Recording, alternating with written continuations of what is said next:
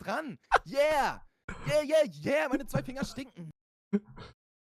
Musste ich immer erst zum Hausarzt, bevor man zum Facharzt kann? Kann sein. Guck, Discord beantwortet meine Frage.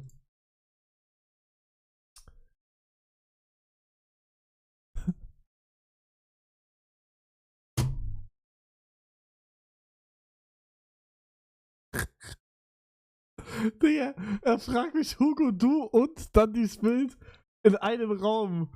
Haken oder Kreuz? Digga, boah, aber ihr könnt sagen, was ihr wollt, das sieht krass aus.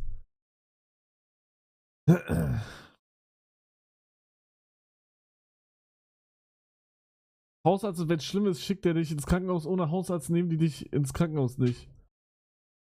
Mann, du ekelhafte, die ist 15, ja und? Anime, Alter, ist egal.